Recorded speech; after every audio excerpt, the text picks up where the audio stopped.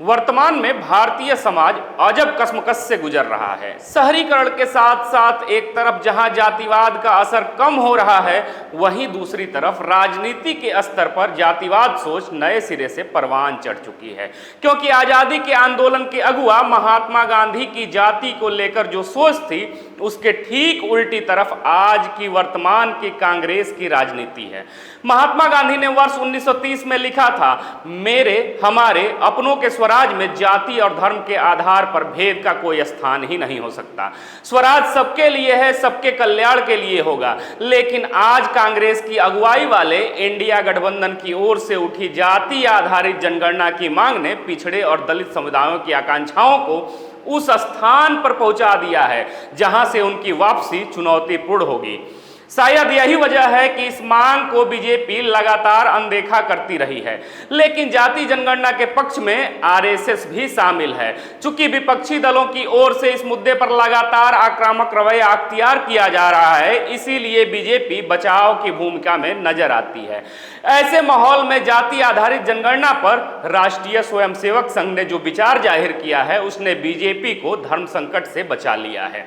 क्योंकि केरल में 3 दिनों तक चली प्रतिनिधि सभा के बाद राष्ट्रीय स्वयंसेवक संघ ने कहा है, हिंदू समाज में जाति और जातीय संबंध एक संवेदनशील मुद्दा है। यह हमारी राष्ट्रीय एकता और अखंडता के लिए महत्वपूर्ण मुद्दा है। अतः इसे बहुत गंभीरता से निपटाना चाहिए, न कि केवल चुनाव या राजनीति के लिए। वहीं कुछ राजनीतिक जानकारों को लगता है, उनका मानना है कि जाति को लेकर संघ ने अपने विचार बदल लिए हैं। लेकिन ऐसा नहीं कहा जा सकता, क्योंकि आरएसएस का लक्ष्य हिंदू समाज में ऊंच नीच के भेदभाव को खत्म करके एकता का भाव भरना है। संघ को ठीक से जानने वाले यह समझते हैं कि वह अपने इस लक्ष्य पर लगातार कायम है। अगर आरएसएस जाति जनगणना की वकालत कर रहा है, तो वह इसलिए कि जो समुदाय पीछे रह गए हैं, उन्हें अगर इसे आगे आने का मौका मिलता है तो वह मिल सके, बल्कि इसलिए नहीं कि जातीय उन्माद फैले और उसका राजनीतिक फायदा उठाया जा सके। वहीं कांग्रेस के पूर्व अध्यक्ष राहुल गांधी अक्सर गांधी जी का नाम लेते हुए और उनके हवाले से मौजूदा सरकार और उनकी नीतियों को लगातार कोसते हुए नजर आते हैं। लेकिन जातिवादी व्यवस्था को लेकर वह गांधी के विचार को एक बार भी याद नहीं करते हैं। बता दें कि भारतीय समाज को बांटने के लिए एक औजार के तौर पर 1931 में अंग्रेजों ने पहली बार जनगणना में जाति के आधार को भी शामिल किया था। हालांकि दूसरे विश्व युद्ध के चलते 1941 में जनगणना नहीं हो पाई थी, लेकिन 1951 में जब पहली बार आजादी के बाद जनगणना हो रही थी, तब भी जाति को आधार बनाने की मांग जोरों पर उठी थी। तब तत्कालीन गृह मंत्री सरदार पटेल ने इससे साफ इनकार कर दिया था। पटेल ने कहा था, जाति जनगणना देश के सामाजिक ताने बाने को बिगाड़ सकती है। इस बयान का समर्थक जवाहरलाल नेहरू, अंबेडकर और मौलाना आजाद ने भी किया था। अब कांग्रेस ही नहीं, बल्कि जातिवादी जनगणना की मांग में समाजवादी खेमा भी आगे है, जो खुद को राम मनोहर लोहिया का अनुयायी कहता है।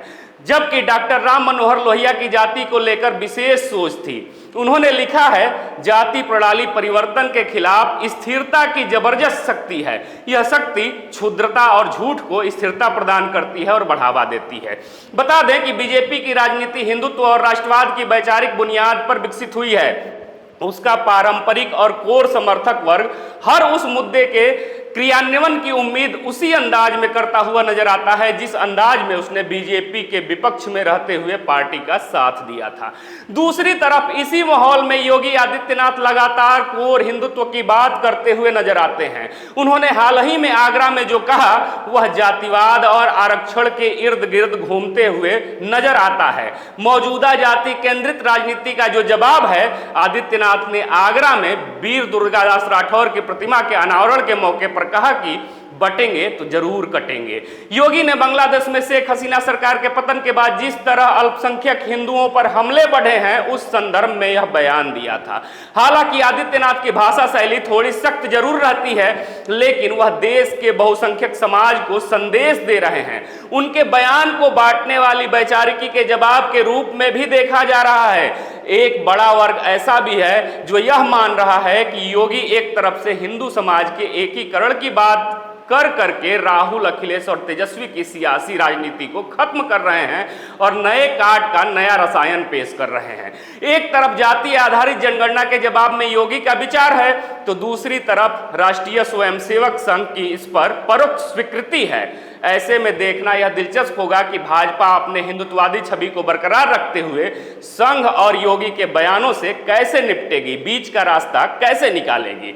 जातिगत जनगणना को लेकर आपके क्या विचार हैं, कमेंट बॉक्स में अपने जवाब जरूर दीजिएगा। क्या जातिगत जनगणना देश की विकास के लिए अनिवार्य है या इससे कोई बड़ा खतरा पैदा हो सकता है?